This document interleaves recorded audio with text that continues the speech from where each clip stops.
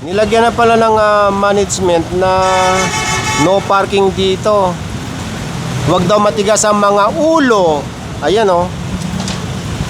Doon pa siya nakatapat.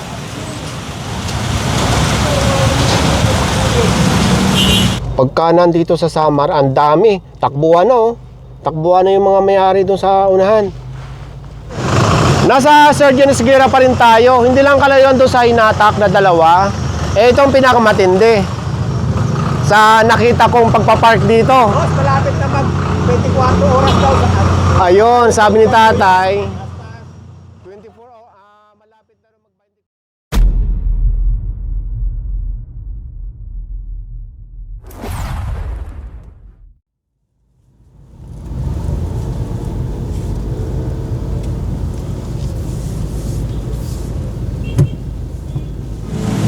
Magandang umaga sa inyong lahat. Ngayon ay August 6, 2026 at sa oras na 9:30 ng umaga. Nandito ngayon ang Special Operations Group ng MMDA sa may corner ng EDSA saka ng Scout Borromeo.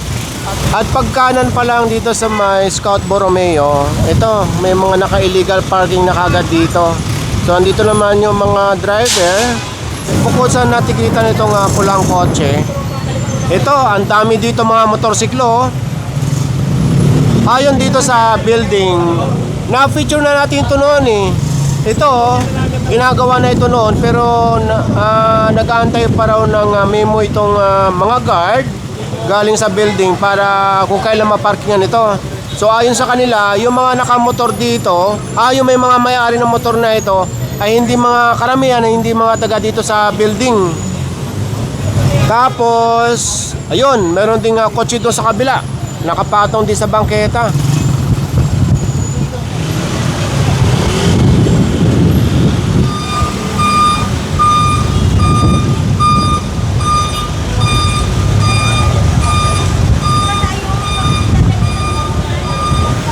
Ayon sa namamahala ng building dito, yung sa harap, gusto nila ito matikid na lahat ang may karga. Dahil nga sinabi ko kanina, ayon din sa kaila, hindi mga taga rito ito. Yung mga taga rito, wala nang maparadahan. At ayon sa kaila, wala tagang lalabas dito. Dahil ang mga karamihan sa mga may-ari ng motor na ito, doon sa kabilang building, dyan.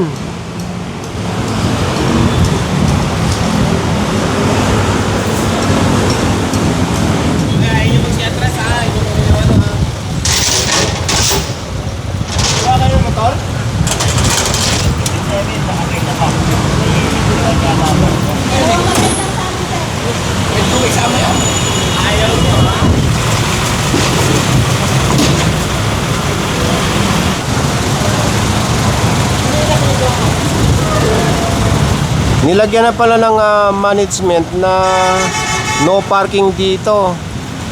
Huwag daw matigas ang mga ulo. Ayan oh. Doon pa siya nakatapat.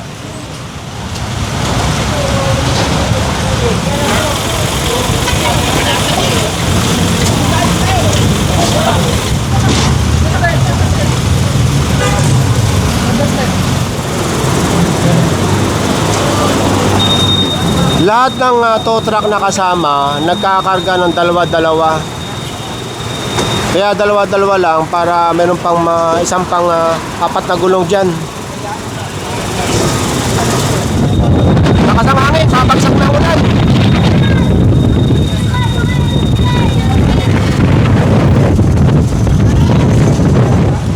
Umabot itong may-ari. Yung mga umaabot, hindi na sinasampa sa tow truck. Lakas ang hangin. So ito na ngayon. Malinis na.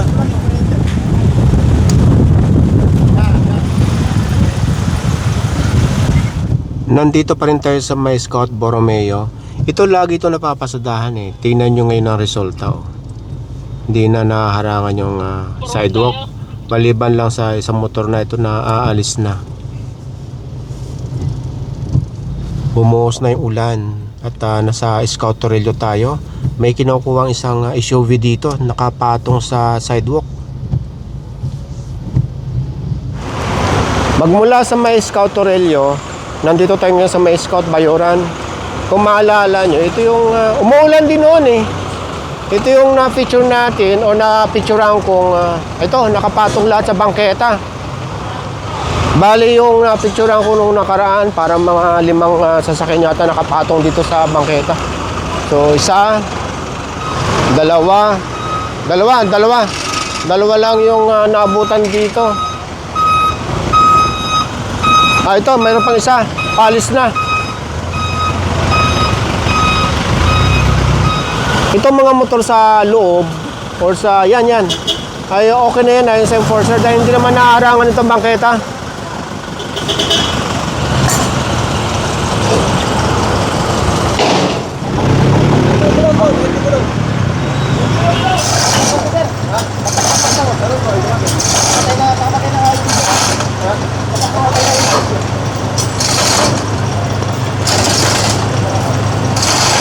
Dumating na yung may-ari. Yun nga lang, hinahatak na. Yun, sa kabila, dumating na rin yung may-ari. Naisampa na yung kanyang sasakyan. Malamang sasama na lang yan sa Tumana. Sasama na lang din daw yung may-ari nito.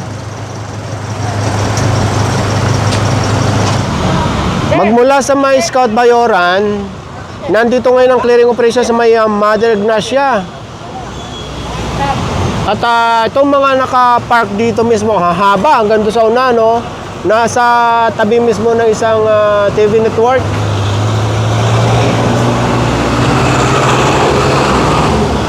Pulasan na yung iba. Kaliwat kanan ang matitikitan dito sa may Mother Ignacia.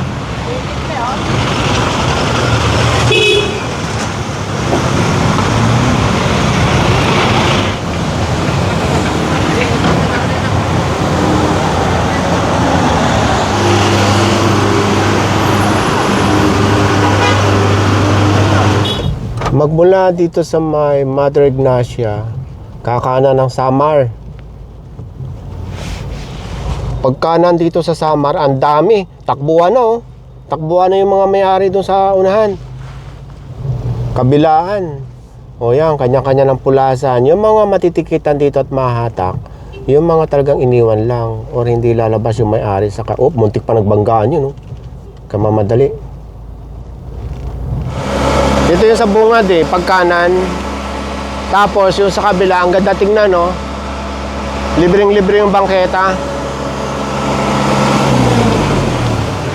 Biglang linis dito sa kabila. Ang mga naiwan, ito, dalawa. Yung sa bungad, saka ito. Ito. Umabot yung may-ari, umabot. Sir, bisita lang ako dito.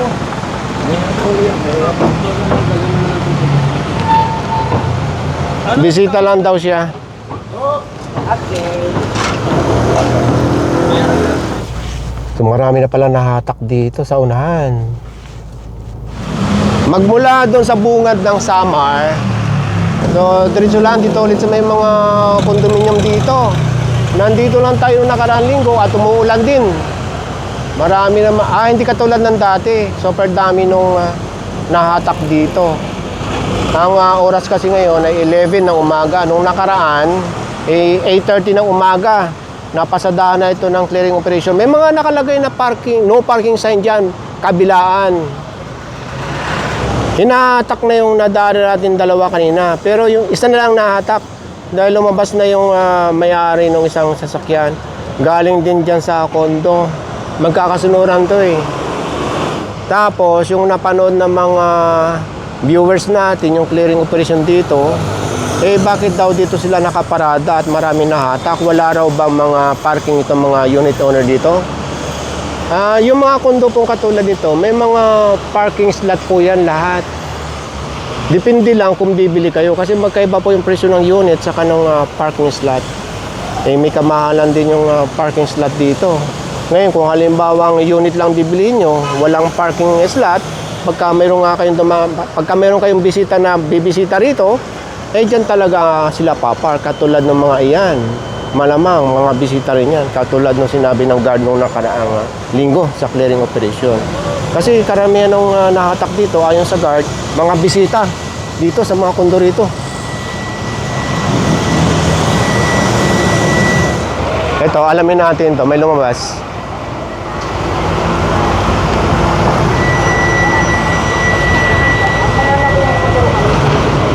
Ito sa kanya.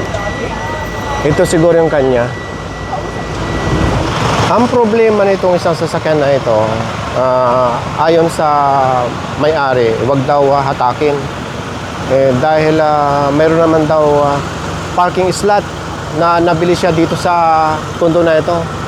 Ang problema nga lang, mayroon nga siyang parking slot na nabili, hindi pa natin turn over sa kanya. Ayon sa kanya, kaya pansamantala daw muna siya nag-park dito. At ayon din sa kanya, noong nakarang araw, na-tow na rin itong kanya sasakyan. Ngayon, merong tinatawagan na kilala niya raw sa MMDA. Itong na-tow na sasakyan, o yung may-ari na sasakyan.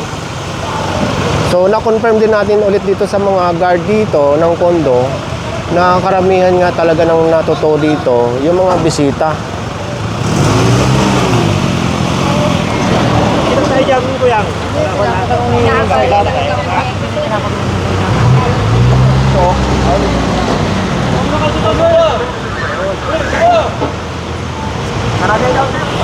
So, yung kilala ng owner ng sasakyan na to, sabi niya meron daw siyang kilalang tiga MMDA, ayon kay Sir Vic, enforcer ng MMDA.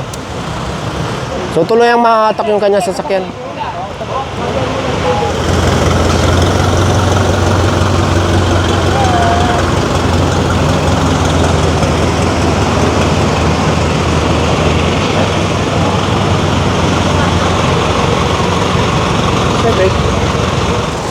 Bumuhos na yung malakas na ulan. Magmula dito sa Samar, kakanan dyan sa Timog at kakanan sa Sergeant Esguerra. Pagkanan dyan sa Sergeant Esguerra, may mga kondo din dito eh. Kaya lagi ito pinapasadahan dahil itong Esguerra, Samar, Madre Ignacia at iba pang mga scout, yan ang mga alternate route. Ginagawang parkingan yung kalsada sa kabila ng kabilaan yung mga no parking sign. Ito.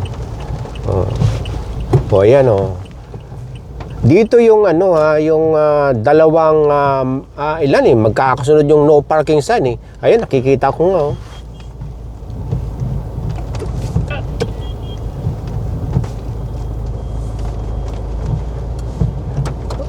Katulad niya, may ginagawa pa dito. May kasikipan na pagka gagawin pang parkingan itong kalsada. Lakas ang hangin at kasabay pa ng ulan.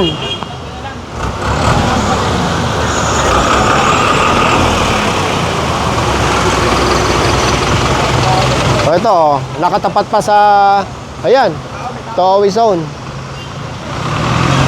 Yung iba, may mga driver naman, ginagawa lang tambayan ito. Mayroon pa ako ipapakita sa inyong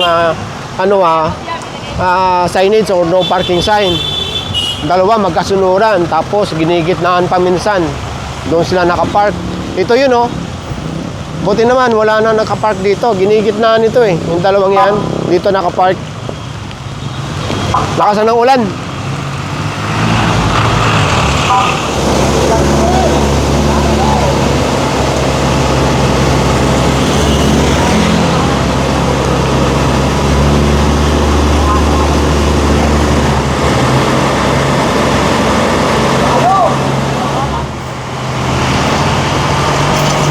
Okay, tara.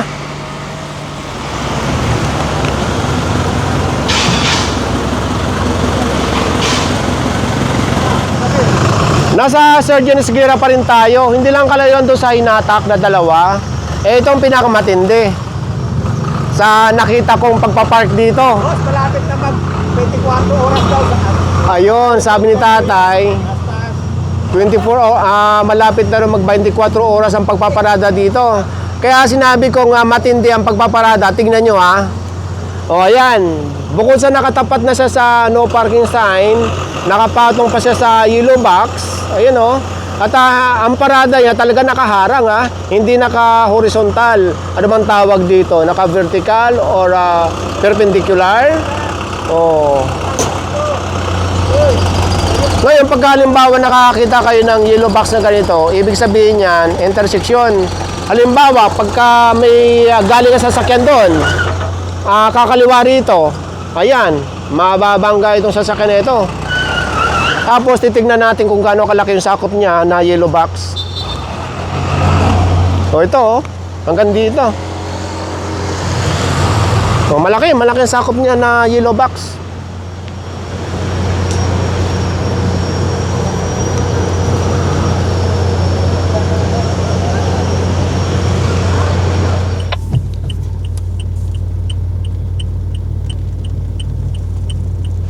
Ito, nilakad lang natin. Meron din hinahatak dito. Or hinatak na yata. Nasa tapat din ng no parking sign. Hatakin pa lang.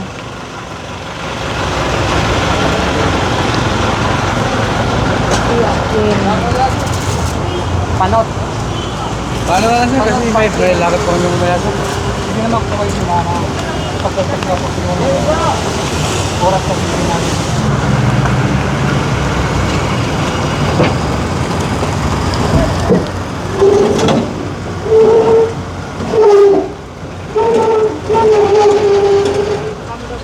Ayun, sasama na lang daw yung may-ari or driver.